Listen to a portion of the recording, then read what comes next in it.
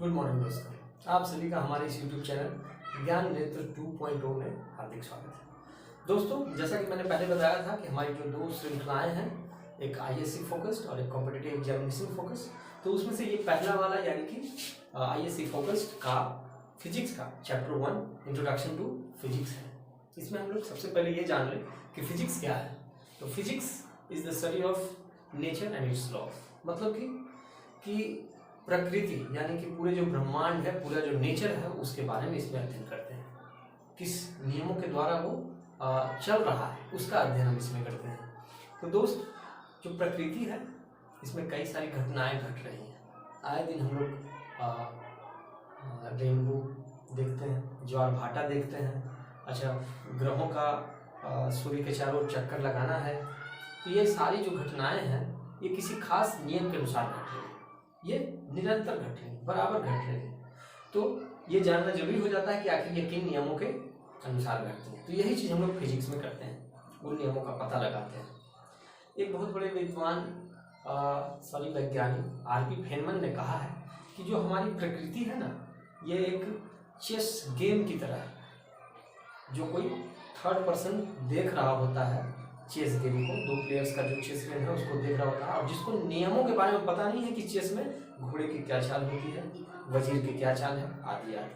तो हम लोग उस थर्ड पर्सन की तरह हैं, यानी फिजिसिस्ट वैज्ञानिक उन थर्ड पर्सन की तरह हैं जो कि प्रकृति को यानी कि चेस के गेम को देखती है और उससे कुछ नियम निकालती है। जैसे यदि एक खिलाड़ी घोड़े के द्वारा 1, 2 और तीसरी चाल से दूसरे खिलाड़ी के एक किसी भी सिपाही वगैरह को मार देती है, तो मुझे यानी कि थर्ड पर्सन को ऐसा लग सकता है कि घोड़े की चाल वो 3 कदम ही चलती है, जबकि बाद खेल में जब आगे पता चले उसे तो वो जान पाएगा कि घोड़ा 1, 2 तो सीधा चलता है, थर्ड जो है वो बाईं या दाईं ओर चलती है। उसी प्रकार जो फिजिक्स जो है वो नेचर के नियमों का पहचानती है और उसका विश्लेषण करती है, और जब वो नहीं लागू होता है कहीं तो वो उसे बदल देती है। तो फिजिक्स की एक भाषा भी है, जैसा कि मैं आपसे कम्युनिकेट करने के लिए हिंदी और अंग्रेजी का मदद ले रहा हूँ, उसी प्रकार फिजिक्स के कंसेप्ट्स को, उसके थ्योरीज को बताने के लिए मैथ्स की आवश्यकता थी। जैसा कि फॉर्मूला लिखकर मैं आपको समझाता हूँ। F = G तो ये एक फॉर्मूला है फिजिक्स का। मैथ्स में फॉर्मूला के बारे में आप लोग परिचित हैं ही। तो उसी तरीके का एक फिजिक्स का फॉर्मूला है। इसमें होता है force is directly proportional to the product of masses and the square of distance between them. तो जो ग्रेविटेशनल फोर्स है वो दो पार्टिकल के बीच में लगता है। ब्रह्मांड के किसी भी दो पार्टिकल के बीच में ग्रेविटेशनल फोर्स लगता है, दोनों अट्रैक्ट करने की कोशिश करते हैं। इसका मास 1 है, m1, इसका m2 मान लें, और दोनों के बीच की दूरी r है, डिस्टेंस। तो इसमें अब यदि निकालना पड़े फोर्स, ग्रेविटेशनल फोर्स क्या होगा, तो उसका फॉर्मूला ये हो जाता है। ये g जो है ये कांस्टेंट है, इक्वेट करने के लिए g का इस्तेमाल करते हैं। तो कहने का मतलब ये है फिजिक्स की भाषा मैथ्स है। तो इसके द्वारा मैं ये आप लोगों को समझाना चाहता था।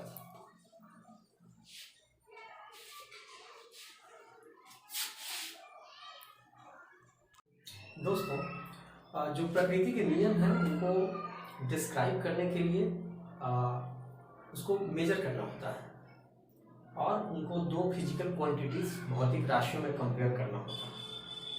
तो भौतिक राशियाँ क्या हैं? तो वैसी राशियाँ जिनको मापा जाए वो भौतिक राशि है। जैसे कि समय एक भौतिक राशि है, क्योंकि इसे माप सकते हैं। समय को मापने के लिए second, minute, hour, days, weeks, months, years हैं। उसी तरीके से लेंथ, ये भी एक भौतिक राशि है, इसको भी माप सकते हैं, मीटर, किलोमीटर, माइल, इन सब में। तो इसे माप सकते हैं।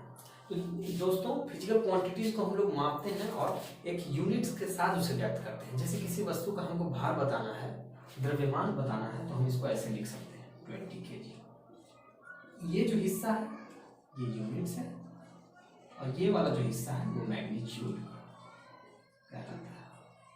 तो फिजिकल क्वांटिटीज को मापने के लिए हम लोग एक मैग्नीट्यूड और दूसरी यूनिट्स का सहारा लेते हैं।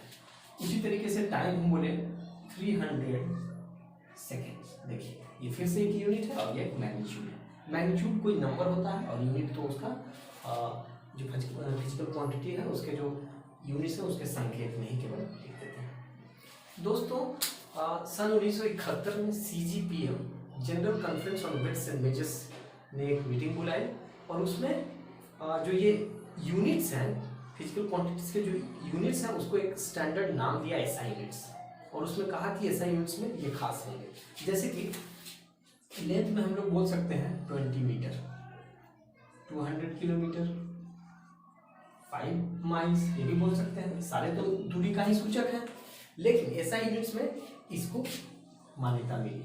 मतलब कि जब भी SI यूनिट्स की बात होगी तो लेंथ के लिए मीटर ही आएंगे, टाइम के लिए सेकंड ही आएंगे, टेम्परेचर के लिए केल्विन ही आएंगे। तो आइए देखते हैं फिजिकल क्वांटिटीज कितने हैं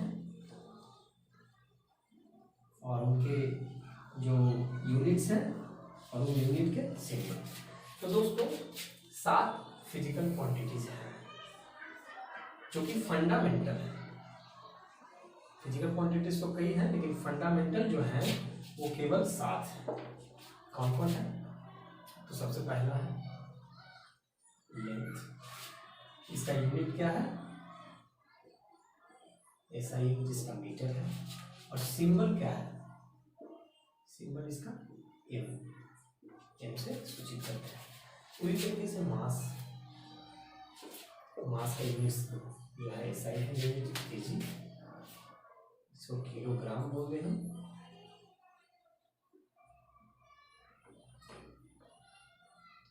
और सिंबल kg इस तरीके से। टेम्परेचर यानी तापमान, मास यानी द्रव्यमान, टेम्परेचर का क्या है? केल्विन, इसको बड़ा के से करते हैं। टाइम का आप लोग जानते ही हैं, समय, इसका SI यूनिट सेकंड है और इसको स्मॉल s से इस तरीके से। इलेक्ट्रिक करंट जो है उसको हम लोग एम्पियर से, इसका जो SI यूनिट है इलेक्ट्रिक करंट का एम्पियर है और इसको A से सूचित करते हैं। 5 हो गए। छठा है ल्यूमिनस इंटेंसिटी, प्रकाश की तीव्रता, और इसको मापते हैं कैंडेला में। सिंपल हो गया CD। 7वां और आखिरी अमाउंट ऑफ सब्सटेंस, पदार्थ की मात्रा, इसको हम लोग मोल में मापते हैं और सिंपल M हो गया। ये सारे 7 जो हो गए लोग फंडामेंटल क्वांटिटीज हो गए, मूलभूत राशियां होंगी। फिजिक्स में इनका मूल रूप से इस्तेमाल होगा और इनसे कई तरह की और राशियां जो निकलेंगी बनेंगी उन्हें डिराइव्ड क्वांटिटीज कहते हैं, उनका भी इस्तेमाल होगा। तो ये है फंडामेंटल क्वांटिटी। डिराइव्ड क्वांटिटीज यानी व्युत्पन्न राशियां जो इनसे बनेंगी उनसे पहले सप्लीमेंट्री यूनिट्स जो 2 हैं वो जान लेते हैं। सप्लीमेंट्री यूनिट्स ये क्या क्या है? तो ये 2 हैं। प्लेन एंगल के लिए हम लोग रेडियन का इस्तेमाल करते हैं और इसका सिंबल RAD होता है। प्लेन एंगल आप लोग पहले भी परिचित हैं, मैथ्स में ऐसा सवाल बनाया है।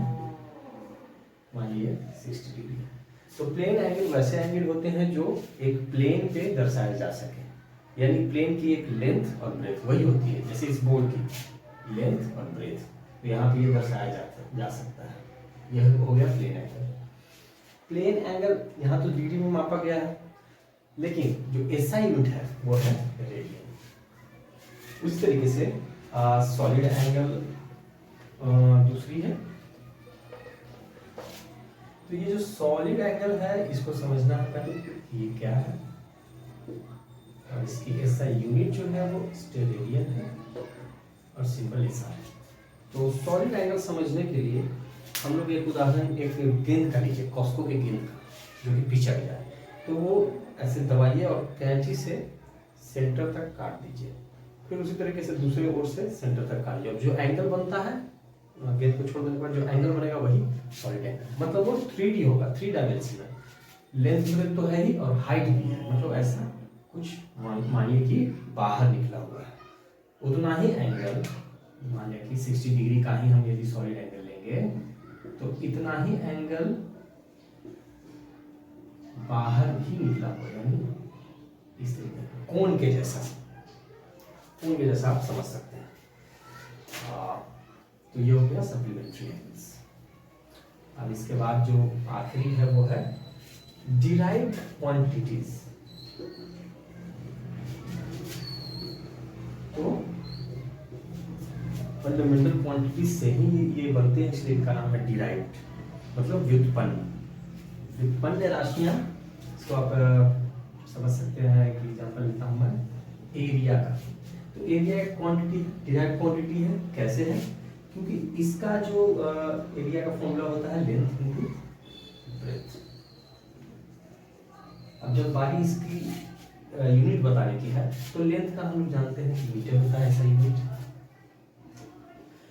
ब्रेथ का भी मीटर होगा, क्योंकि जो ये फंडामेंटल क्वांटिटी में जो लेंथ बताया गया है ये केवल लंबाई नहीं, ये ब्रेथ हो सकती है, हाइट हो सकती है, डेप्थ हो सकती है, लंबाई, चौड़ाई, गहराई, ये सारे लेंथ में आएंगे। तो यहाँ ब्रेथ है तो यहाँ भी मीटर होगा ऐसा यूनिट, तो इसका ऐसा यूनिट क्या हो जाएगा? Metre square. उसी तरीके से वॉल्यूम हम यदि एग्जांपल के तौर पे लेते हैं तो इसका होता है length into breadth into height, ये सब फॉर्मूला होता है। फिर से लेंथ के लिए हम लोग मीटर का इस्तेमाल करेंगे ऐसा यूनिट्स में, ब्रेथ के लिए भी वही और हाइट के लिए भी वही, तो इसका ऐसा यूनिट मीटर क्यूब हो जाएगा। उसी तरीके से हम लोग यदि डेंसिटी या घनत्व को लेते हैं तो इसका फॉर्मूला होता है मास बाई वॉल्यूम। मास के लिए आप लोग सब पहले ही जान चुके हैं कि केजी होता है, तो यहाँ लिख देंगे केजी, और वॉल्यूम के लिए अभी जस्ट हम लोगों ने निकाला है मीटर क्यूब।